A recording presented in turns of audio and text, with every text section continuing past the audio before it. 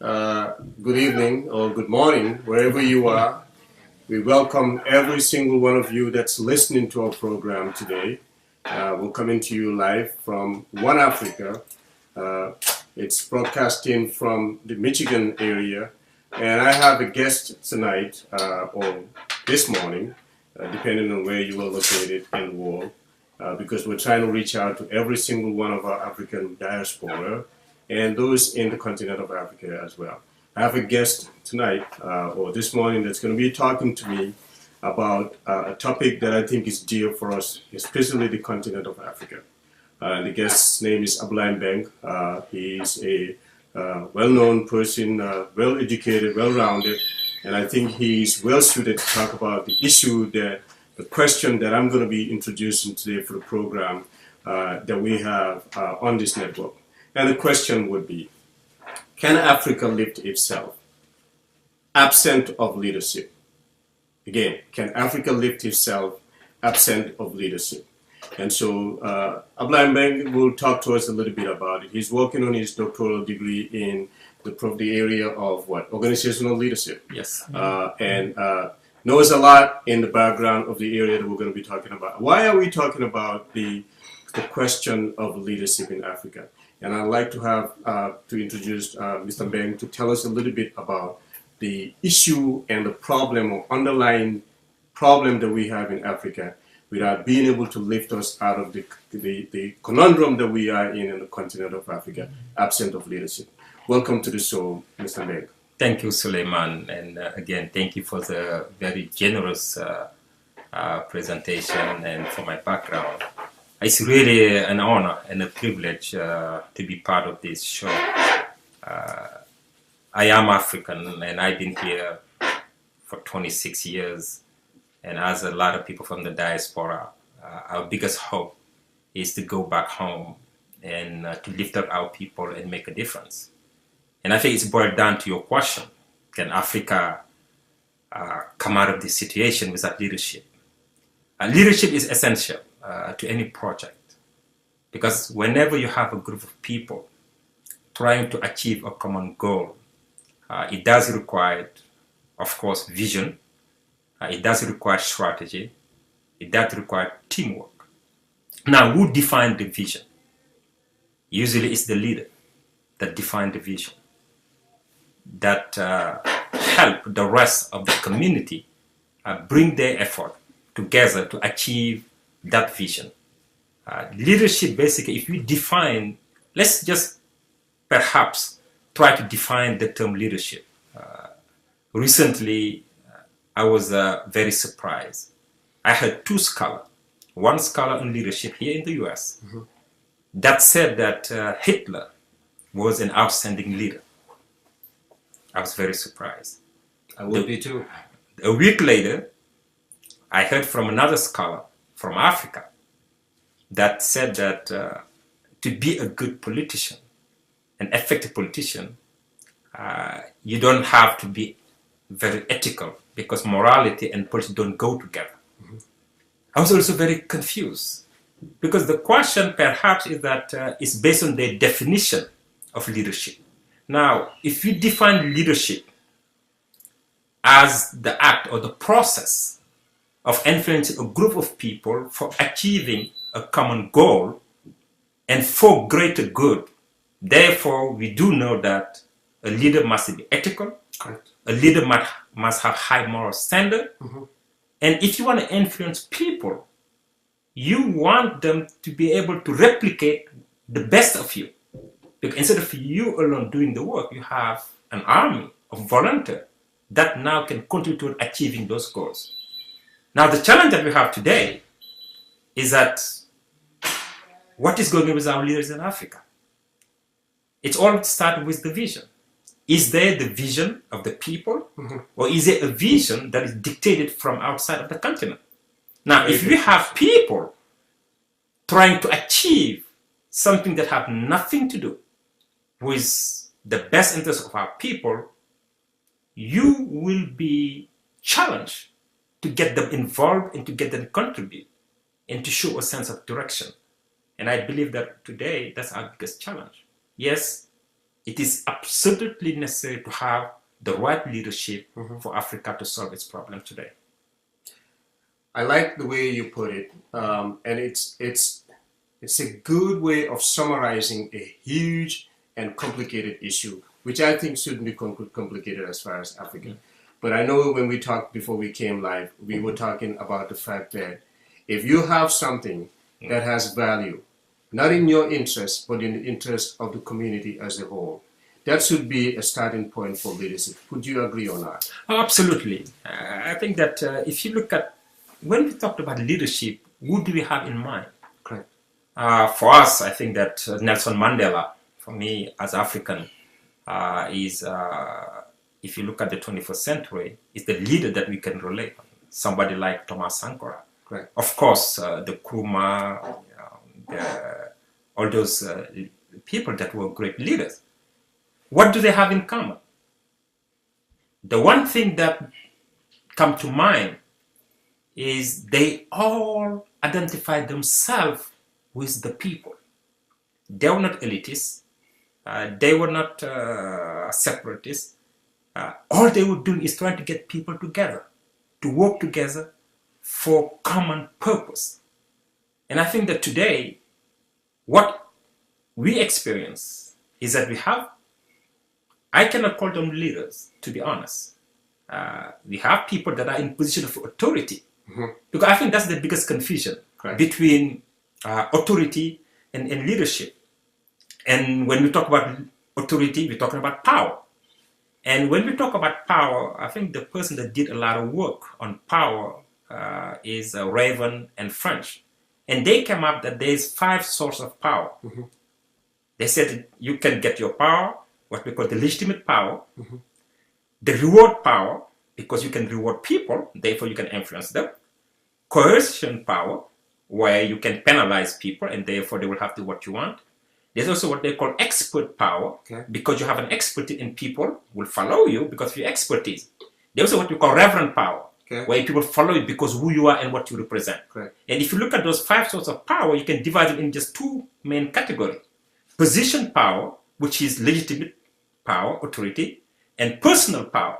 Now, if you truly want to influence people in the long run, if it's about coercion or reward or legitimate, that has a limit.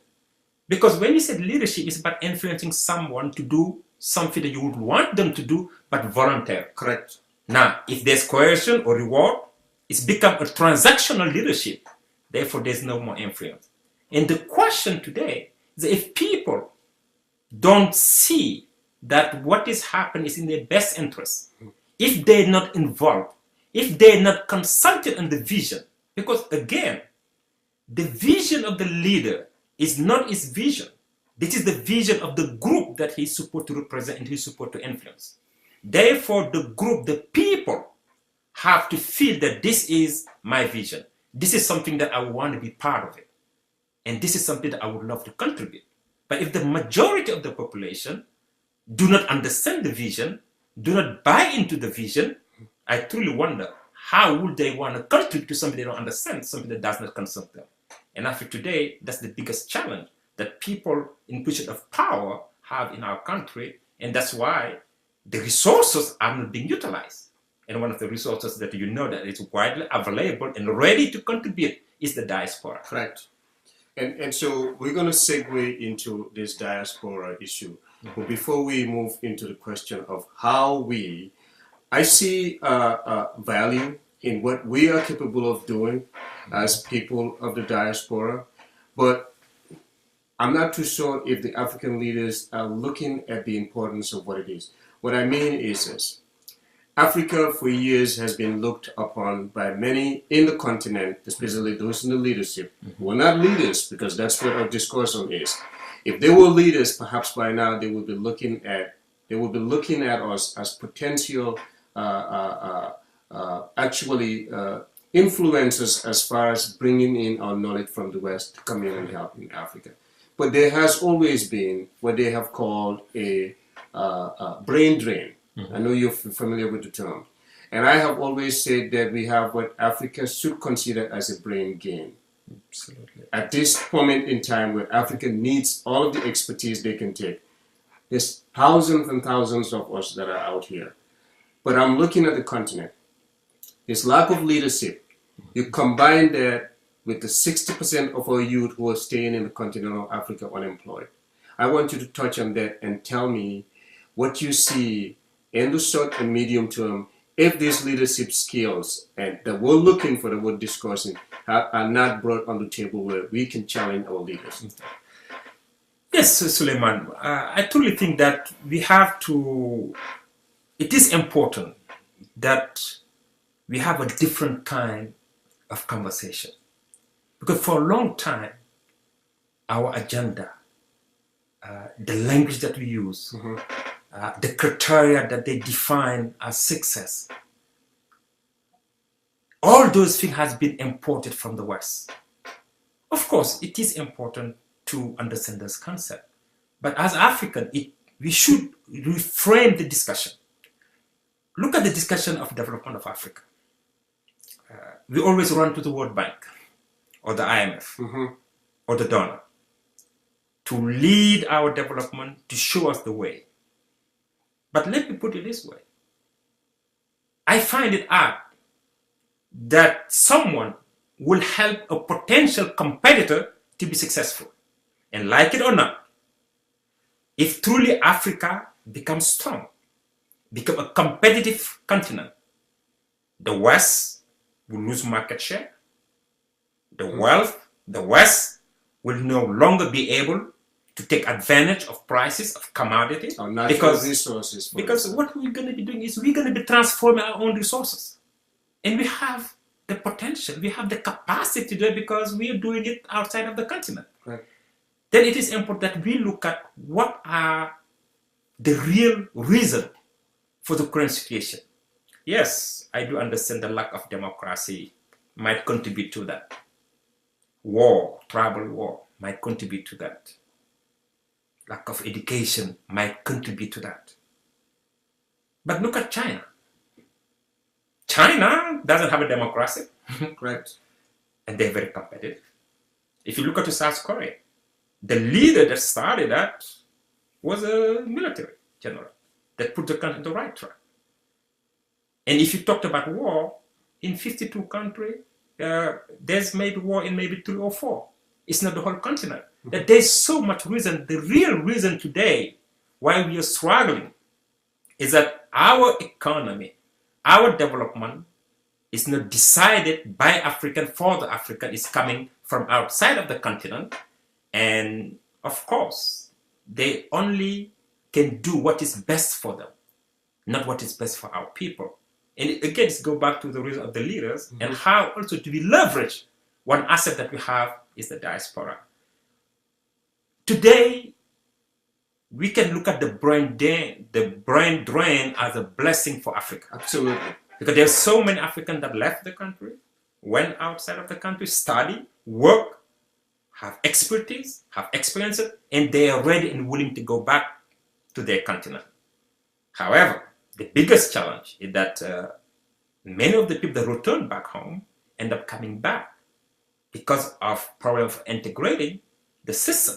And the lack of leadership. Because at the end of the day, when you are outside of the country, there's certain habit that you develop. Correct. The way that you approach things in terms of corruption, in terms of bureaucracy. If you go back and you have those same challenges, it's very discouraging.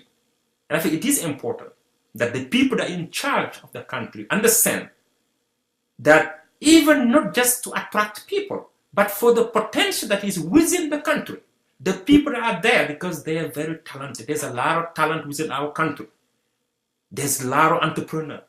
If the government facilitates, create the condition, Africa has the ability to lift itself out of this situation. But it takes leadership. And I think that at the end of the day, I truly believe that every single person that has the opportunity to be put in this position should be thinking about leaving a legacy. Because that's what leadership is all about. Today, Mandela is no longer here. Absolutely. We're still talking about it. Look at Patrice Lumumba.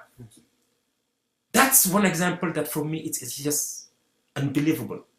When he was prime minister, he knew at the time there were maybe 3 people that have university degree in his country. They didn't have any engineer, any doctor, even in his army he didn't have any officer. But still, he put his people in charge. He wanted to do the right thing for the people, and he paid the price. He didn't have everything that we have today, but in today's situation, you have the resources, you have the means, you have the intellect. All we need is courage. These leaders start looking at what is best for the country in the long run. Even if they have to lose their position, but if you can leave a legacy, I think that we can start shaping, some of the communities, start giving example and giving hope. Because at the end of the day, it's all about giving hope to the youth. Because I look at the African youth, it's very talented, brilliant, dynamic. All they need someone to remove the roadblock, to show them the way, and they will lift up Africa in this situation. Thank you very much for alluding on that a little bit. I'm going to quote something you mentioned before we came on the air about this religious leader who said in Wolof, Kudul Yalla, Sama Borom, Opuma Yermande, Sien. Could you tell us what that means? Because this is all about leadership. It ties into when somebody is doing something for the continent of Africa or for whatever country. Let's use Senegal for instance, because that's one of the countries we can use as an example. Do you think if a leader were to use this phrase, from this very powerful phrase, you dégg Olof war nañu xam ne phrase bi lu am solo la. How do you think this could apply to somebody who is in the leadership position, knowing that you need to be humble, but you need to make sure that whatever you do is for the common good? Before I even talk about that quote, I want to explain a little bit what kind or what style of leadership is that person that just mentioned. As you know that there's different school of thought on leadership. Absolutely. Now, the theory of leadership has evolved significantly. As you know, early on, they were talking about the leader being a hero. Someone has exceptional quality. Yes. Somebody that is basically superhuman. That's mean here we're talking about the threat of the leader. Now, after a while, they realize that if that's the case, then you are born leader or you are not. Therefore, leaders is the affair of a small group. Now, research have proven that that's not the case. Absolutely. I think you and I both agree that leaders are not born. Yes. Right? It's a process. And then you have a different school of thought that's talking about leader not as a threat, but how you behave. That will dictate your leadership. And for that, the 2 main schools were the School of University of Michigan that did some research on that. Yes. And they talked about leaders that focus on 2 things. That focus on task and leaders that focus on the person. The School of Michigan, the School of Ohio talked about what they call initiating structure. Correct. The same thing. And consideration. Therefore, basically your leader behavior is based on organizing people and how to achieve tasks. And also demonstrating consideration and caring for the people. And that's led to different kind of what we call the style school. And you have what we call the transactional leader, the transformation leader, and you have a new style that was coined in 1970 by Robert Greenleaf, what we call the servant leader. And what is servant leader? I like the term, servant leader. Greenleaf said to that, he said, what made them great and what made them successful is that the only thing that matters for them is how to serve their followers. Right. They're not here to be charismatic, to be, well-known, to be rich. They don't care about all of that. All they care about how to take care of their follower. They want to serve. That's all they care about. And he said, these are the 4 pillars of the servant leadership. He said, the first pillar is service to others. He said, the second is a holistic approach to work. He said, the work exists for the person as well as the person exists for the work. Therefore, you shouldn't subject people to be just instrument to make money. Correct. You should treat people with dignity, with respect, with consideration. And the third pillar, he said that they do acknowledge that institutions has limit, and they focus on building communities because they said that the government cannot provide everything. But if you strengthen the community, when people work together, when people support each other, there's nothing they cannot do. And the fourth pillar, which I think that is very important for Africans that are leading this country, that are making decisions, is said these leaders believe in the sharing of power in decision making. They never make a decision by themselves for themselves. They're very open. They just go back to the people looking for the best interest. Now, to go back, why would I can even give the name of the leader that said that? That's Sheikh Salih Mbake. Okay. He was the fifth caliph of the Mouridia in Senegal. Okay. What he said, Kudul Yalla, suñu borom, ëpp ma yërmande si yéen. Beside Allah, a God, the Creator, no one has more misericord towards you than me. Basically, what he's saying that he cares so much that everything that he does, all his activities, is about how to lift up the human spirit. And that's one of the reasons he has built a lot of schools where people go to school for free.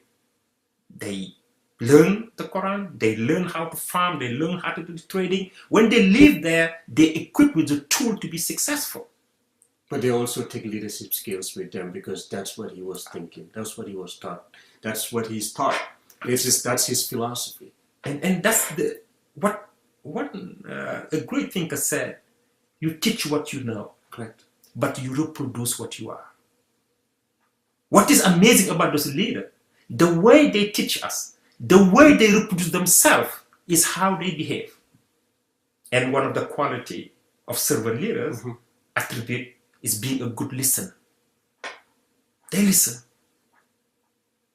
And it is by listening that they understand the need of their people. They have foresight. Thank you very much for saying that. Because as a leader, a vision, what is a vision? Yes. It's having an ambition. Yes. A destination. Now, if you cannot anticipate for what is going to happen, how would you be prepared? So, how would you be able to adjust and adapt? That's why it is important for a servant leader to have foresight. One of the other attributes is stewardship. Because they know that they have a responsibility towards their follower. Actually, for them, they are the servant. They're the one working for their follower. The follower here is the boss.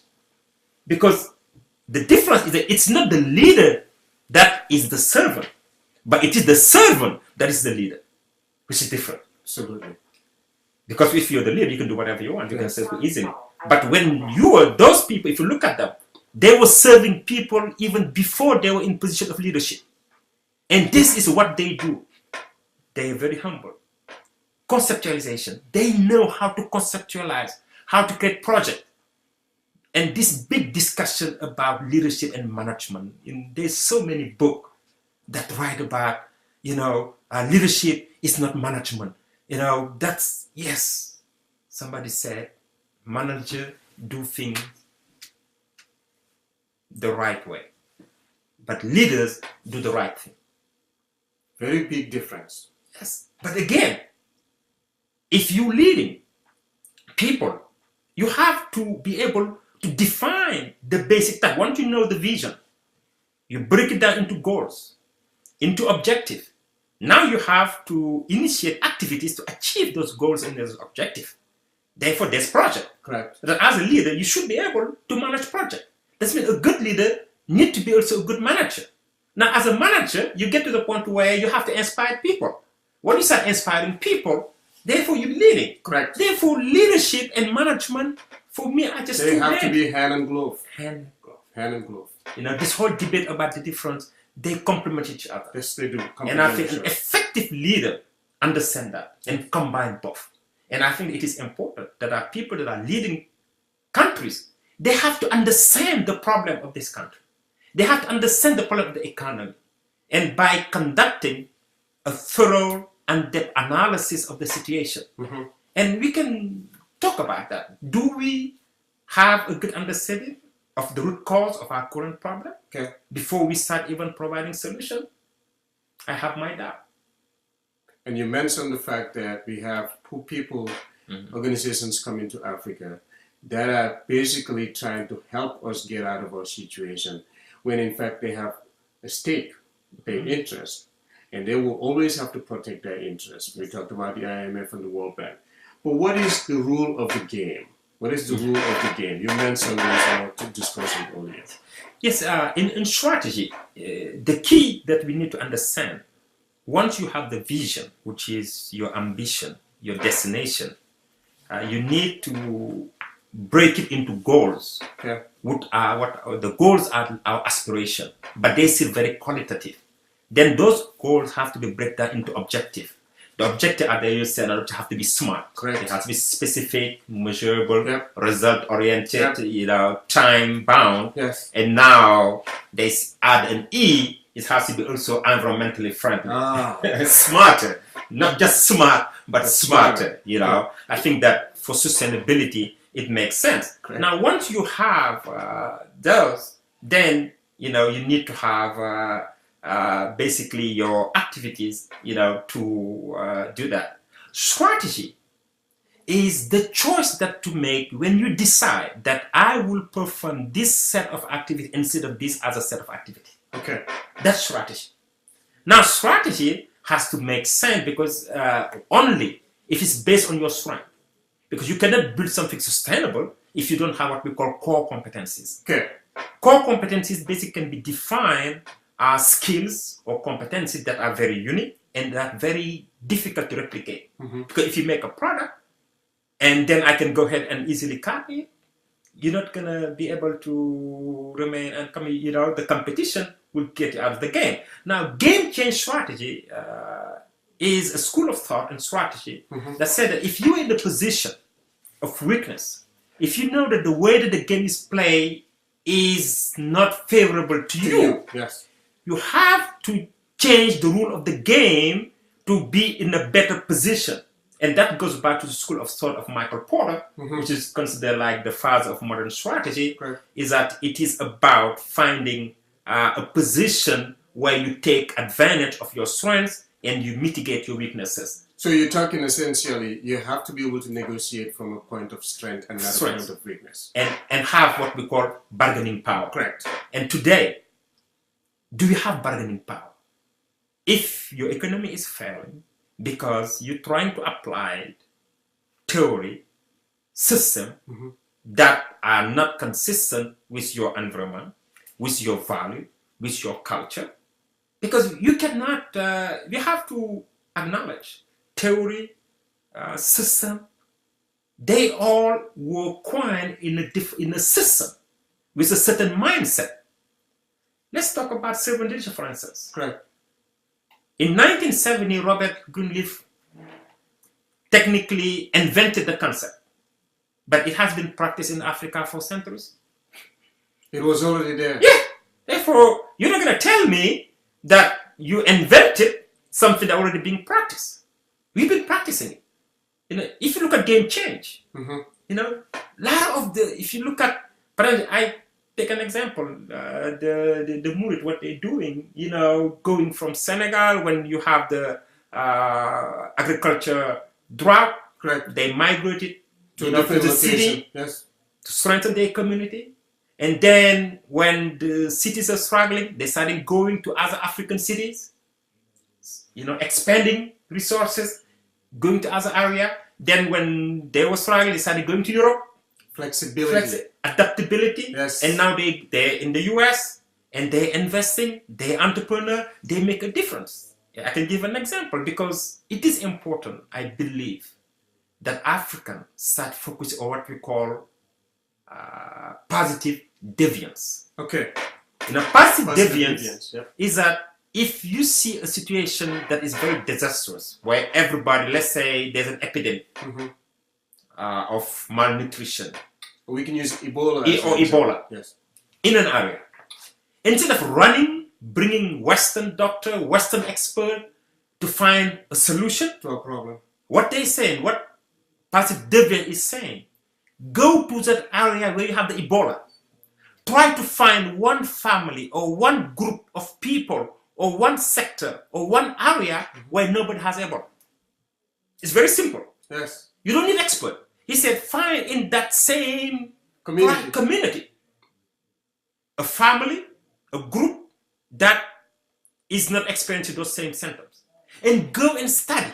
What are they doing? Because they must be doing something right if they were in that same community and they were immune.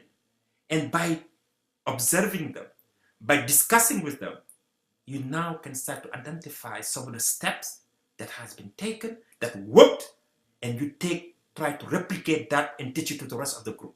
You don't need any outside expertise. It's already there.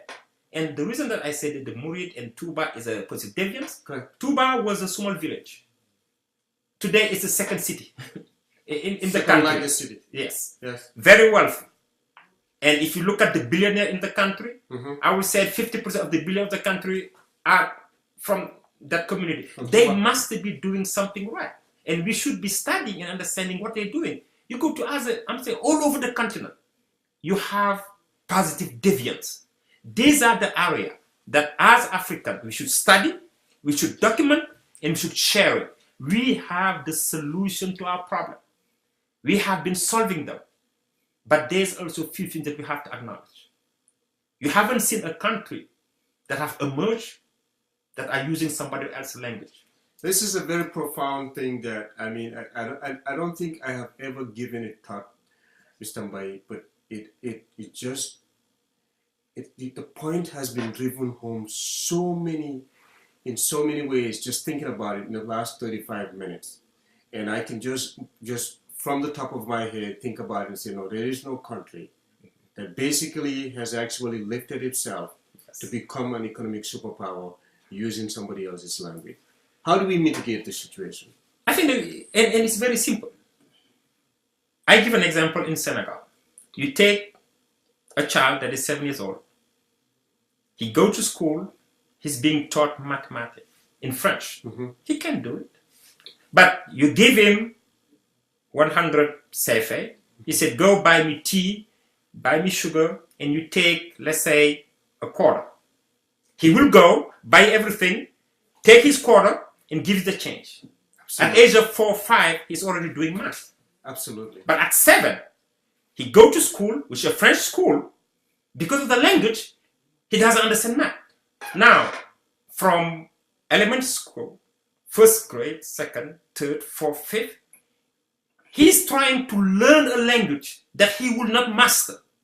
Therefore, for 5 years, he's not acquiring knowledge. He's just trying to learn a language. Correct. Now, compared to the kid that is French, speak French at home, go to school.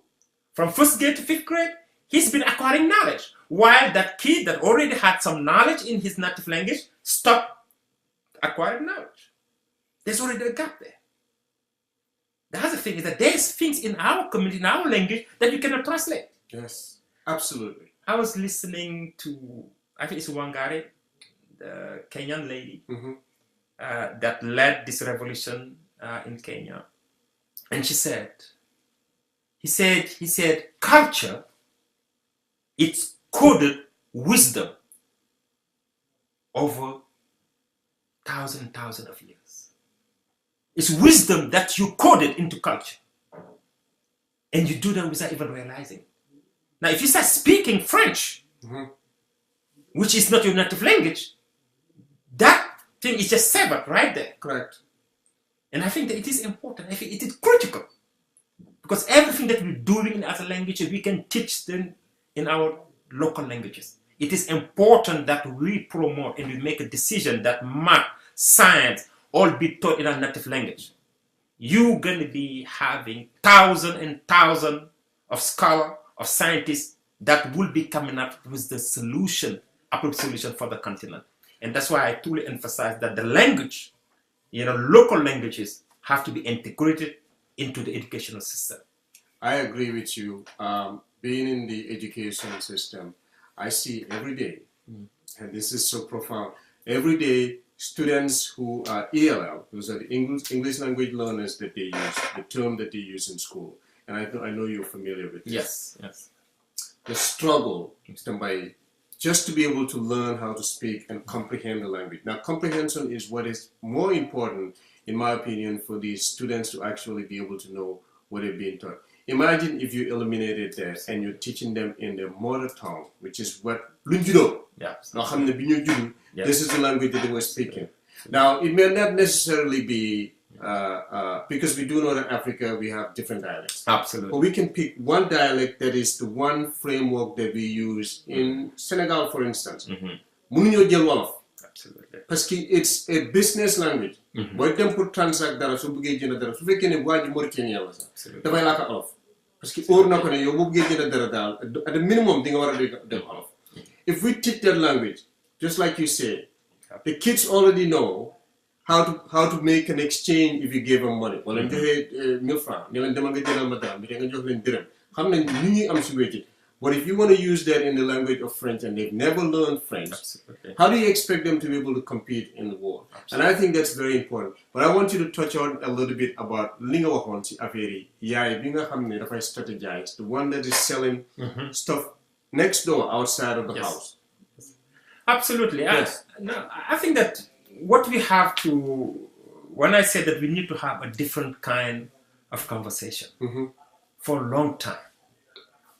And I think that is what had hurt Africa, continue to hurt Africa.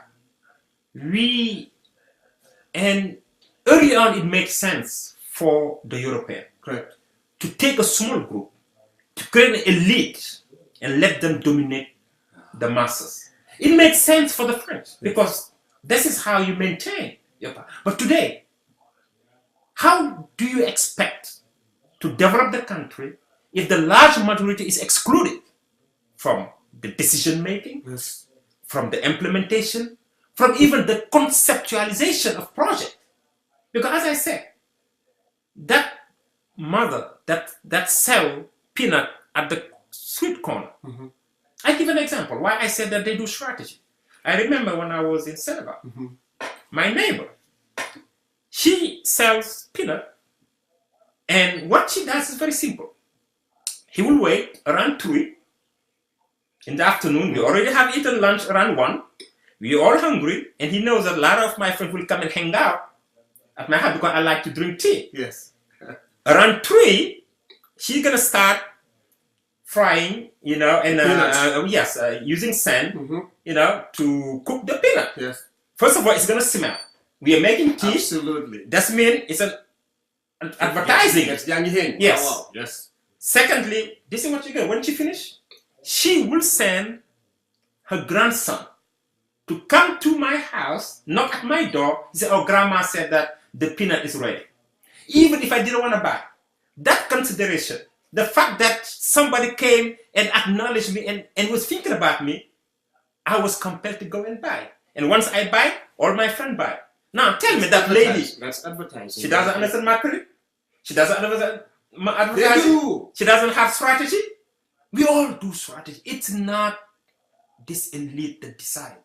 If you let the masses, if you give them the tool, if we show them the way, you remove all the block, all the nonsense.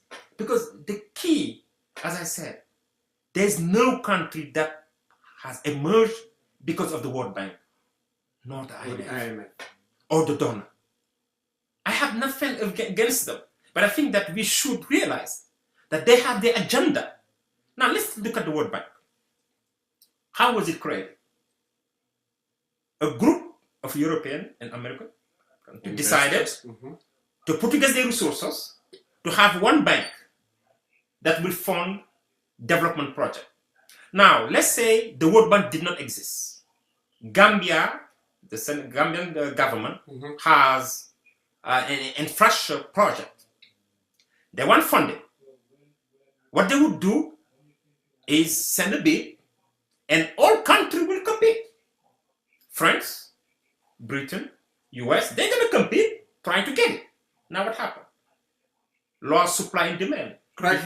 If you have several people trying to get your bid, it's only you. Not only you can choose, but You have can negotiate. leverage, bargaining power. Bargaining power. But by taking the World Bank and put them all together, now it's the reverse. The World Bank become a monopoly. And The you don't African have country has too many African countries, one intellectual. And The World Bank. They don't have any leverage. And you're saying that they're not the solution.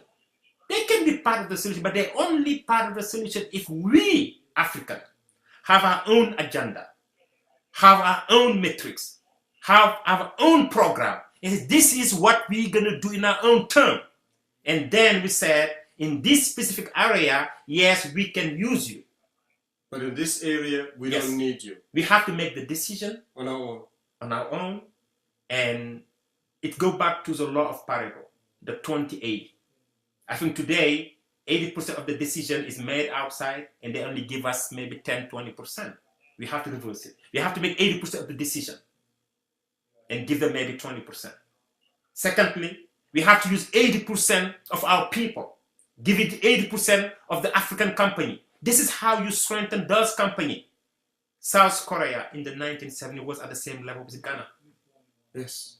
But today, they're way up there. Way up. What happened can be easily replicated.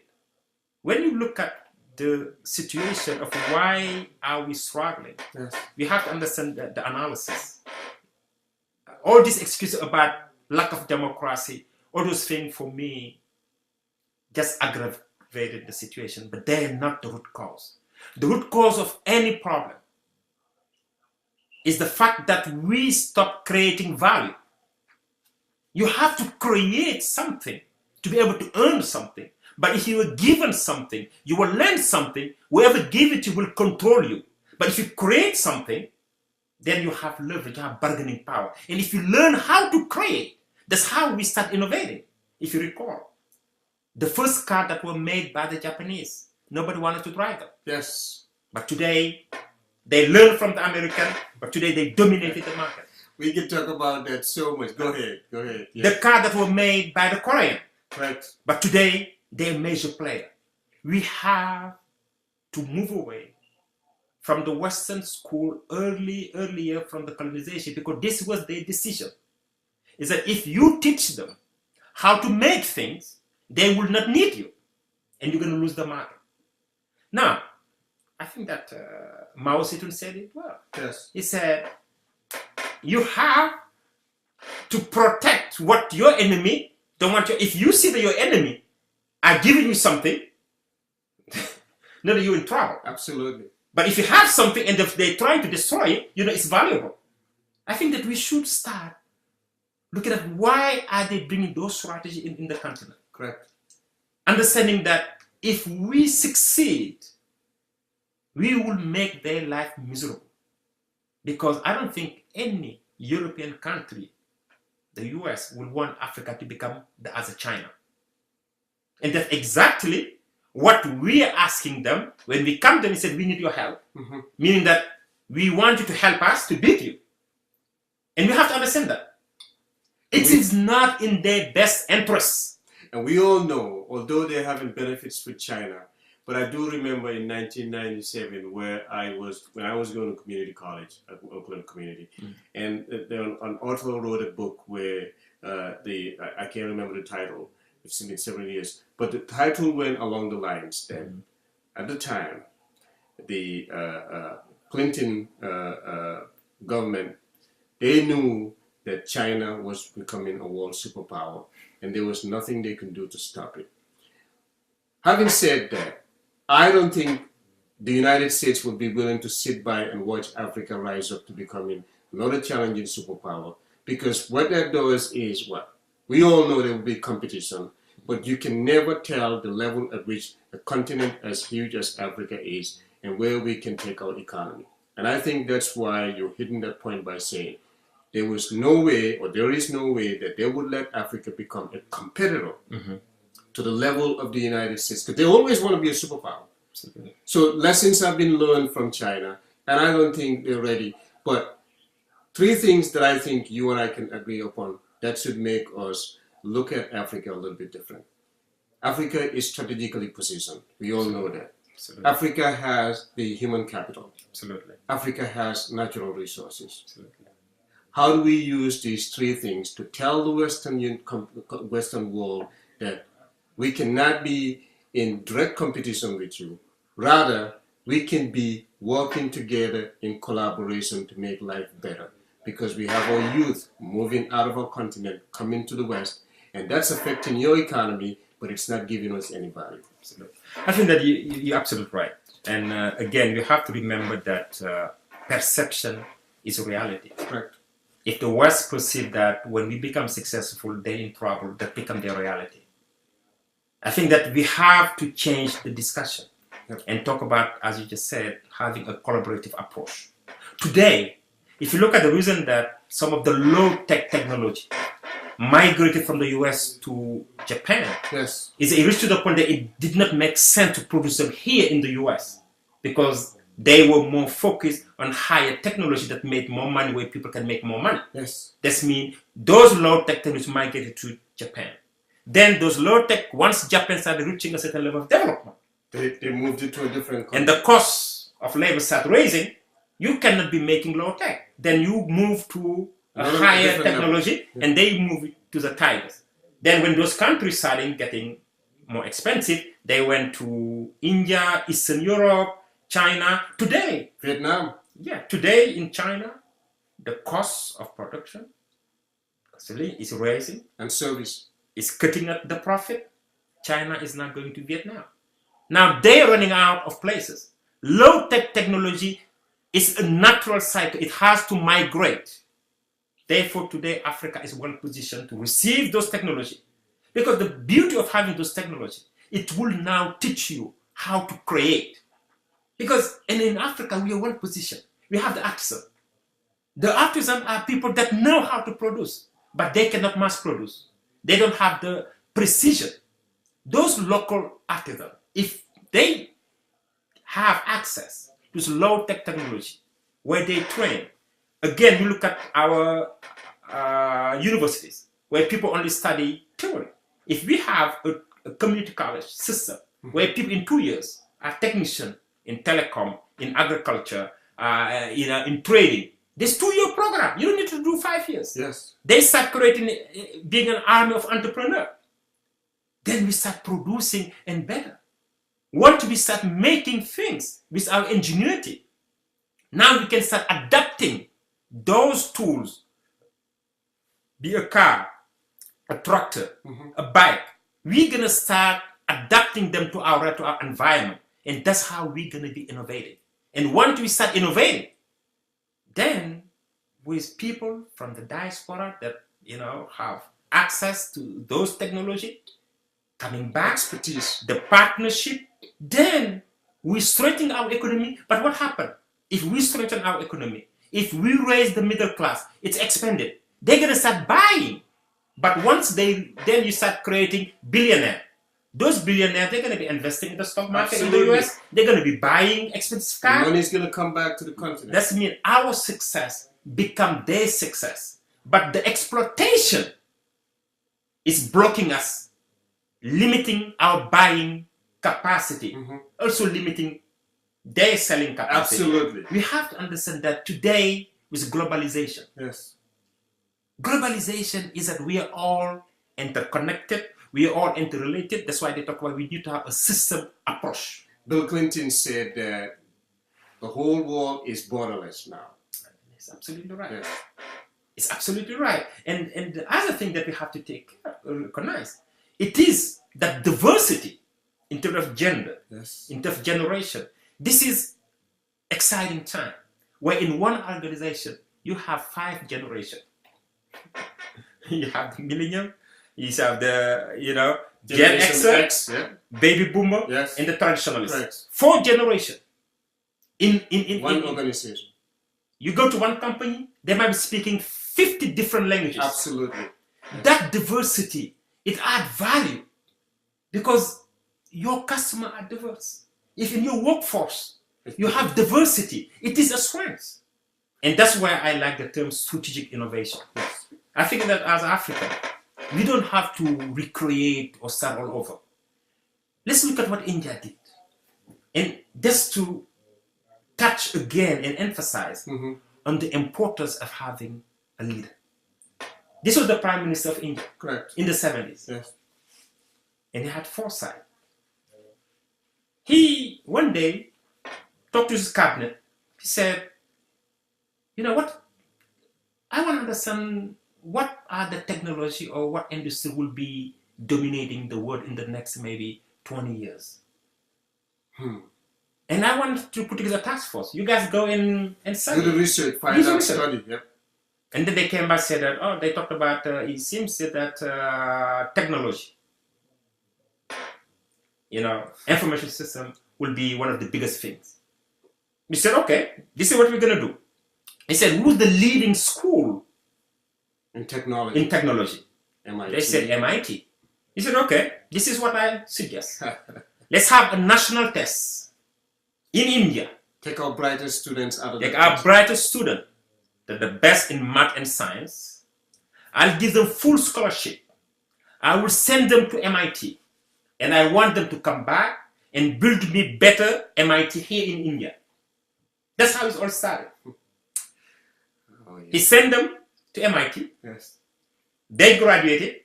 50% of the students remain. And all these Indian CEOs, there's that generation. All these Indian CEOs that we see in the US in the 90s and the 2000s, yes. They were from that in 2000. They were from that generation. The other 50% returned to India. And they built, as you know, in India, yes. There's so many engineers. Today, that's how they corner the market. He has a foresight. And he looked at what was best for his country. And many of them are coming back here and working yes. in IT here. Exactly. And he has a vision. And that's how he positioned the country. I think that this is exactly, look at in Africa. We have natural resources. Correct. Solar, wind, the ocean. I cannot understand that today. We don't have top of the line universities that only do research on solar. Especially the sun, which is a gift to our country. If we have that, let's say in West Africa or any country, every country can just contribute. And we can find the best, the leader on those fields in the world. We pay them very well. They will come to Africa and we will develop those institutes in water, in solar, in wind. And in the next 5 years, the first generation of engineers that come from the school that are African, the environment, the challenge for them will be to come up with the appropriate tools and technique and equipment that we need for the continent. They're going to design it. And this is how it's going to start. And we can do it in all these areas where we have leverage because we have the natural resources. Correct. If we can transform them in Africa, if we have the right skill to do that, we can sell it cheaper to anyone else. Correct. Because at least if you transport it to China, you have the transportation cost. But if we transport where it is, we can be very competitive. Yes. And those are the little things that we need to be doing. And those doesn't take a lot of investment. It's just the will that to understand that a leader's role is to inspire, is to motivate, is to get people to do things that they cannot do on their own, is to motivate people to do what is impossible. Look at Martin Luther King. Yes. I have a dream. Mahatma Gandhi, Nelson Mandela. Yes. Do you know how many times that his life was on the line? And they offer him to just sign that he's going to run out to everything. And he refused. He said, no, I would rather die than betray my people. Until everybody can vote, I'm not going to live here. Putting his life on the line for people. And when he became president, one term, he left. He left. With dignity and respect.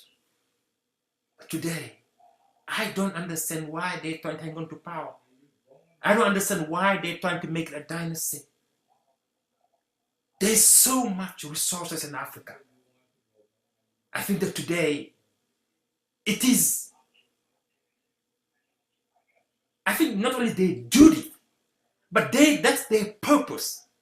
For anyone that is in a position of power today in Africa, you have the duty to put people first. You have the duty to liberate people. You have the duty to stop the exploitation. But again, let's be honest. If the West is to take advantage of us, we are the one that taking the most advantage of our own people. Absolutely. We are the biggest problem to our people.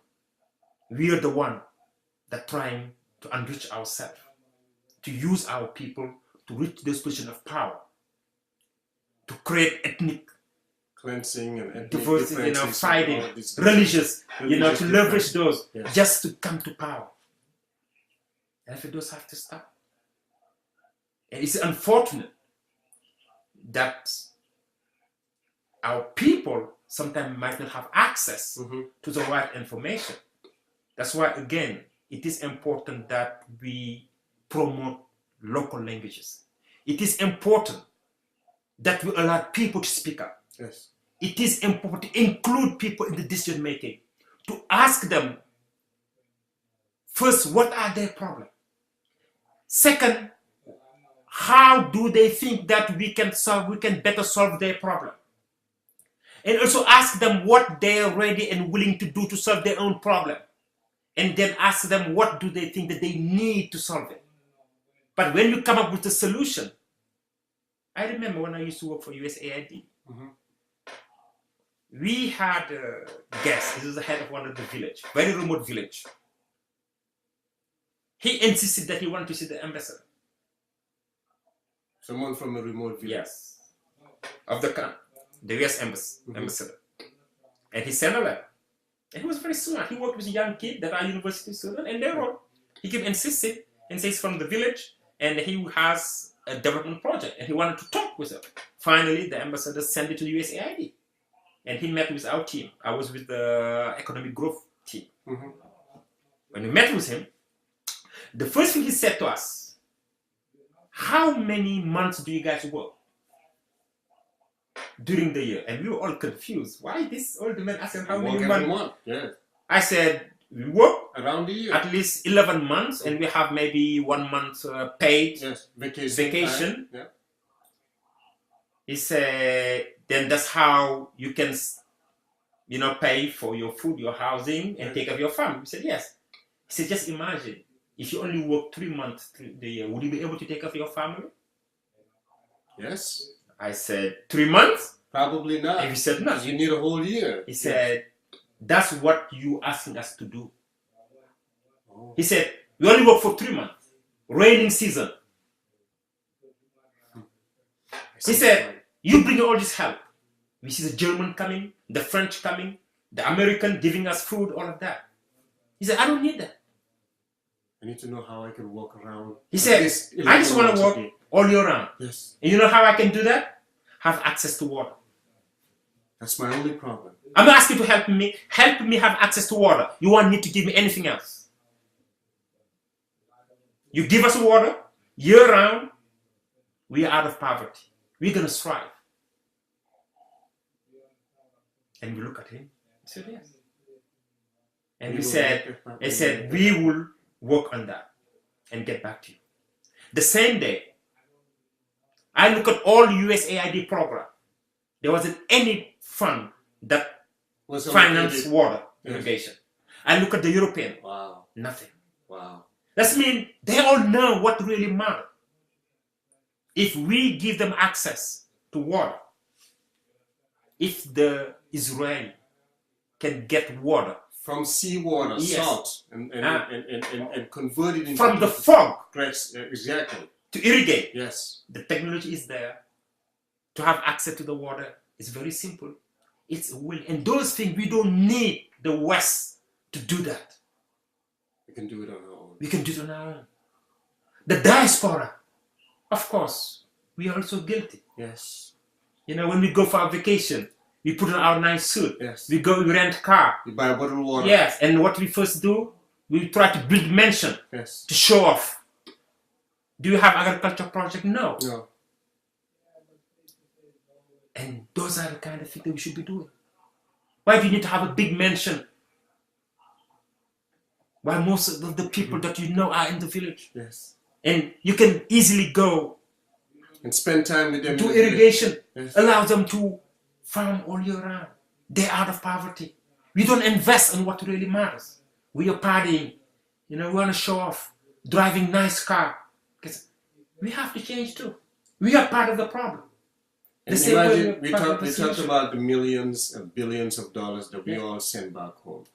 If Africa was in a better position where those farmers and those people can produce and be able to take care of themselves, what do you think that would do to us? We'll be keeping more money in our pockets. And better yet, Yes. why not have our own financial institution where we use them to send that money? Absolutely. And let those financial institutions start investing in agriculture, in the community. Those are the kind of things that can be done. Yes. And it can be done easily. It doesn't require, but again, before we can help anyone back home, we should be organized here. Yes. But here in the US or in Europe, we are divided. We are fighting among ourselves. We're challenging each other. There's a lot of conflict. You know, you take a small country like Senegal. Yes.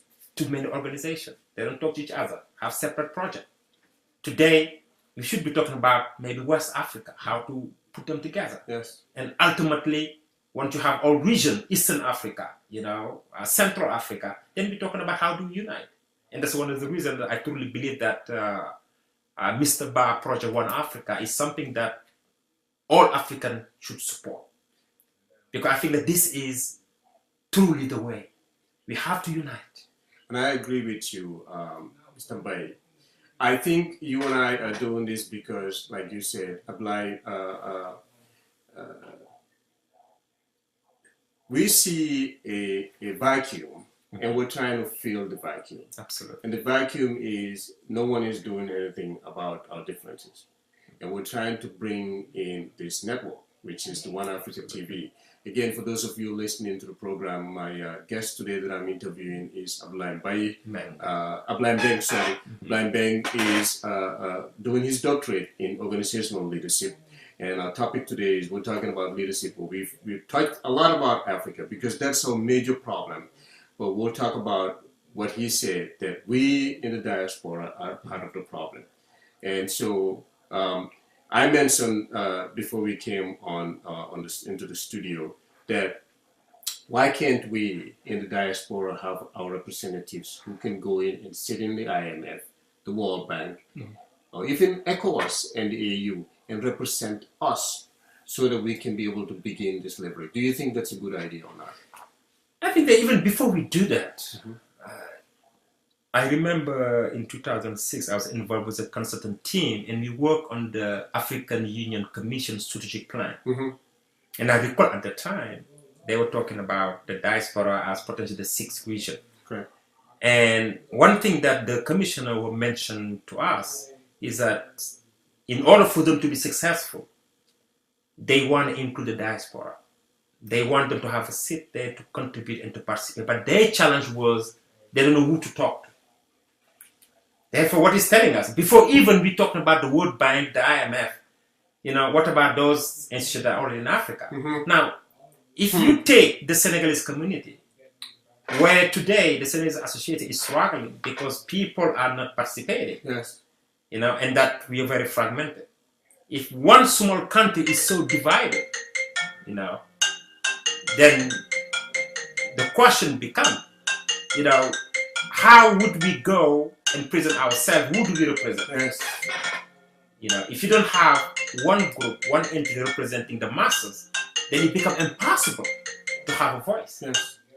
I think that it is critical that we put aside our differences, that we identify the people that are in the position of strength, that can lead us. Doesn't matter who they are. As long that we know that you have the right skill, if we start putting the right people at the right places for the right reason, putting aside our religious, ethnic differences, looking really for what matters. If we unite, we don't have to all have the same goals and objectives. No, we can be different. Let's look at what really matters and we focus on that. And then let's celebrate each other. Absolutely. I think the greatness is achieved if we celebrate each other, if we empower each other. But if we start pointing out each other's weaknesses or deficiencies, then the whole group is weakened. But if we celebrate each other, if we support each other, if there's an African that has a business, let's support him or support her. If you know there's an expert in the community, for instance, doing taxes, why go outside the community to get a tax done? Let's go to him. Yes. Let's start creating millionaires in our community. It doesn't have to be you. No. Look at who's in a position to be a billionaire. He has a business. Let's support them.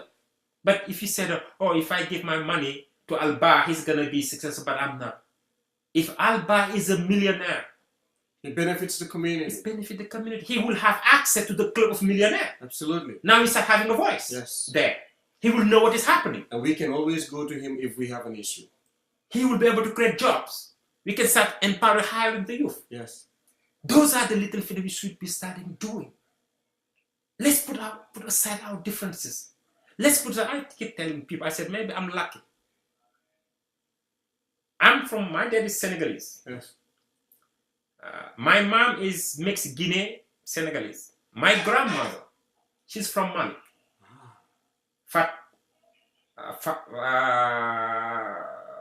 Absa Fofana. Absa Fofana, okay. She's from Mali. My grandpa, from my mom's side, Mamadou Keita. She's from Guinea. Now my great-grandma, yes, Aïssatou Diarra, she's from Niger. Now what am I? Look at the diversity. I mean, You know, when I said I'm Senegalese, what kind of nonsense is that? no, yes, I'm African. absolutely. I agree with you. You know, that's it. I'm African. African, that's it. Here in the US, when I talk to people, they will never ask me Are you from Senegal? if I'm from Senegal. Yeah, are you from Africa? They only ask me if I'm from Africa. Correct. Therefore, that we should start looking at it as a strength. They're already uniting us. Let's unite Absolutely. in what is important. Let's celebrate each other. And I think that's what is missing. You know, if you were successful, if you were famous, I should celebrate it because you're an African. You know, but why should I look at that? Why should I be jealous about it? Why should I go make up things about it? If somebody's leading the organization, let's support him. Or let's support her. Why say, oh no, I want to be run the next president? Or if you're no longer the president, you're no longer involved. Yes, and that happens a lot. Those are the kind of things that we have to talk about. We have to understand that, yes, conflict is necessary, but we need constructive conflict. Right. Let's talk about it. We don't need personal attack.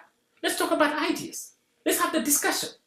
And let's take the best ideas. Let's include everybody. And let's start identifying specific projects that unite us. And if we can do that here, in our communities, if we demonstrate that we can work together on a collaborative matters, then we can get the support that we need here. Because we don't need to go to government. But there's organizations, there are people that would like to support Africa. Africa has a lot of friends. They do. And again, it put the definition of diaspora. What is diaspora? And I said, we African, we're in a very unique position. Since Africa is the first human was born in Africa, Yes. and diaspora is where we have an ancestor, Mhm. I would say the white, Asian, they're all from Africa. They're all part of the diaspora. Therefore, we can expand the African diaspora to get people to get involved. But again, when we talk about diaspora, it has to be people that are culturally attached, that are willing to contribute to the development of the continent, not people that are coming to use the continent for their personal gain. I've seen so many Africans that came back to Africa, set up businesses to do the same exact thing that the European and the foreigner are doing, to take advantage Of the system. of the system, to create wealth for themselves. I don't think that that can be called diaspora. No. Diaspora is that what you were involved in common purpose, but for greater good, to lift up the masses. And I feel that the time has come, because today, as I was saying earlier, you go to the top university all over the world, you have African that are teaching. Yes. You go to the top company, African that are managers, African that are researchers, African that are business people, very successful. You know, African are doing extremely well all over the world. Therefore, the time has come to make Africa our agenda. And again, the One Africa Network, for me, is a starting point, and that we need to promote it, we need to support it. and let's have a conversation. Yes. Let's talk about it. I think that's the whole thing.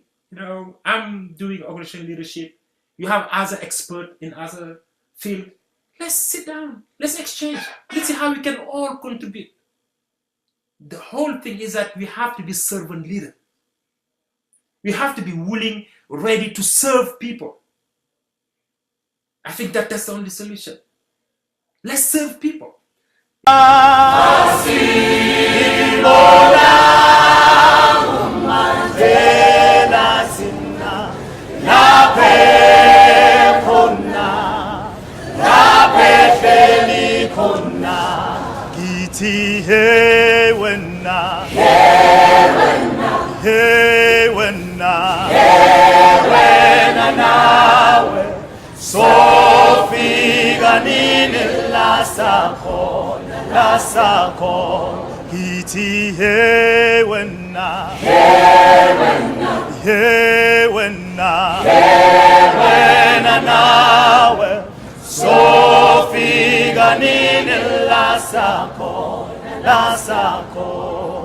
Asimbonanga